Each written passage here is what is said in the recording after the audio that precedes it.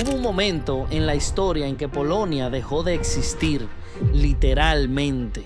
Durante más de un siglo, su bandera no ondeaba en ninguna embajada, sus fronteras fueron borradas, su nombre desapareció de los mapas, y no fue el único caso. En 1990, Irak invadió Kuwait y en cuestión de horas lo convirtió en una provincia más de su territorio. Timor Oriental fue tragado por la brutalidad de una ocupación extranjera durante 24 años, y en medio del Mar del Norte, una plataforma oxidada se declaró un país independiente. Estas no son ficciones, son historias reales de naciones al borde del olvido. ¿Qué se necesita para que un país deje de existir? Una guerra, una firma, un olvido. La historia está llena de pueblos que fueron borrados del mapa, pero no de la memoria, lugares donde la identidad sobrevivió incluso cuando la geografía ya no la reconocía. Hoy vamos a conocer a fondo 5 casos, 5 países que por un instante se enfrentaron al abismo de la desaparición. Algunos lograron volver, otros apenas dejaron una bandera flotando sobre el agua, pero todos comparten algo: la voluntad de existir contra todo pronóstico. La historia de Polonia es una de las más impresionantes. En el siglo XVIII, 3 imperios decidieron que ya no debía existir. Rusia, Prusia y Austria se sentaron en una mesa, desplegaron un mapa y comenzaron a cortarla en pedazos. En 1795, tras la tercera partición, Polonia desapareció del todo. No había embajadas, no había gobierno, no había país, pero el idioma, la cultura, las canciones siguieron vivas en las casas, en las escuelas clandestinas, en los corazones de millones que se negaron a dejar de ser polacos. Kuwait tuvo su propia pesadilla en 1990. Saddam Hussein, dictador de Irak, invadió el pequeño emirato rico en petróleo y lo anexó a su país. Borró su bandera, su moneda, sus instituciones, lo rebautizó como Provincia 19. Durante 7 meses, Kuwait fue un recuerdo perseguido por tanques. Timor Oriental proclamó su independencia en 1975. Le duró 9 días. Indonesia lo invadió con violencia brutal. Por 24 años, Timor desapareció del radar internacional mientras su pueblo moría en silencio. Y luego están los soñadores, como Roy Bates, que se adueñó de una plataforma militar abandonada en el Mar del Norte y declaró el nacimiento de Sealand, o Giorgio Rosa, que construyó su propia isla artificial frente a Italia, la Isla de las Rosas. Unos desafiaban imperios, otros el sentido común. Polonia no tuvo territorio, pero tuvo alma. La poesía de Mickiewicz, la música de Chopin, la rebelión de sus campesinos y la fe de su iglesia fueron pilares invisibles que mantuvieron el país un pie durante más de un siglo de ausencia. Los polacos enseñaban a sus hijos a ser polacos, aunque fueran ciudadanos rusos o prusianos por imposición. Era una identidad construida sobre resistencia, sobre memoria.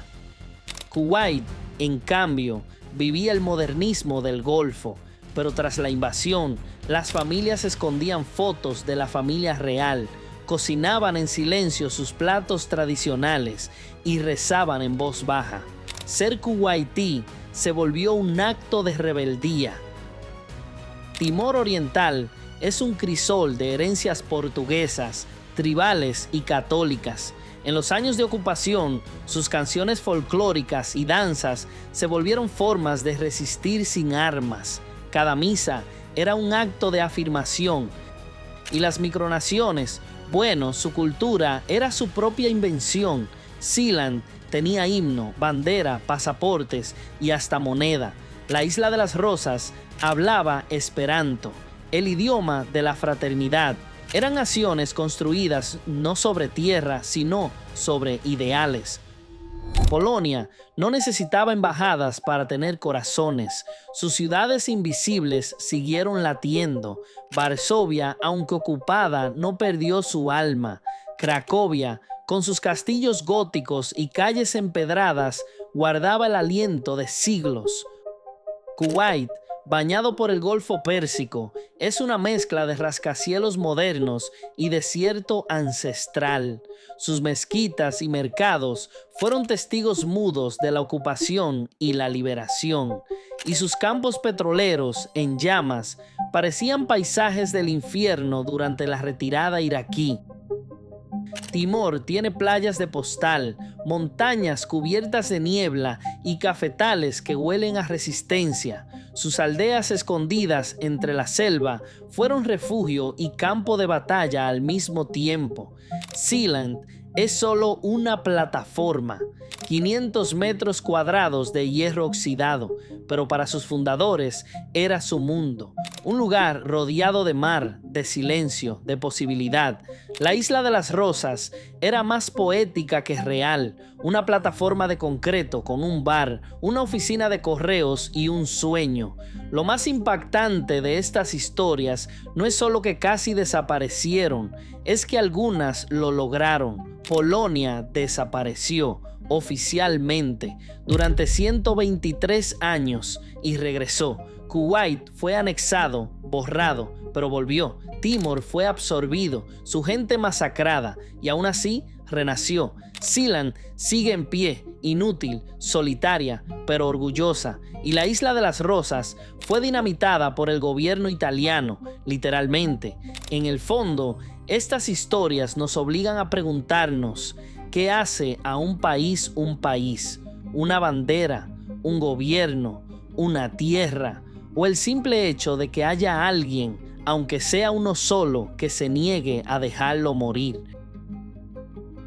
La historia tiene momentos de tensión, pero también tiene puntos de ruptura. El regreso de Polonia en 1918 fue como un milagro. Tras 123 años sin nombre, los polacos reconstruyeron su nación como si el tiempo no hubiera pasado. Volvió la lengua, el ejército, el orgullo, pero también volvieron las amenazas.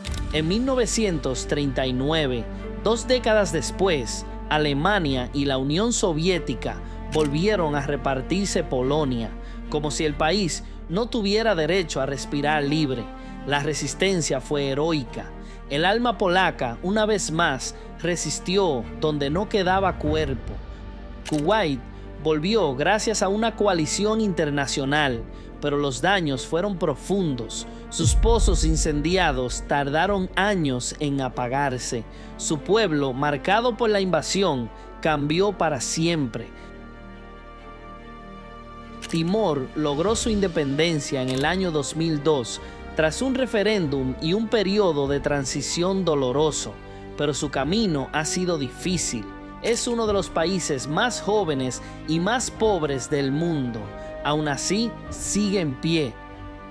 Sealand ha resistido tormentas, intentos de invasión por piratas y hasta incendios. La familia Bates, sus fundadores, aún la considera un país. Y aunque la Isla de las Rosas no existe, su historia inspiró películas, libros y conversaciones sobre lo absurdo de las fronteras. La geografía puede cambiar, las banderas pueden caer, los nombres pueden desaparecer de los mapas, pero mientras haya alguien que recuerde, que resista, que sueñe, un país nunca muere del todo. Estas historias nos enseñan que lo que define a una nación no es la extensión de su territorio ni la fuerza de su ejército, sino la firmeza con la que su pueblo se aferra a su identidad. Porque al final, los países no se construyen solo con piedra y papel, se construyen con memoria. Y la memoria, cuando es compartida, nunca se borra. ¿Qué pasaría si tu país desapareciera mañana mismo? No es una película, ya pasó, y no hace tanto. Polonia, entre otros países, fue borrada del mapa sin aviso, sin piedad.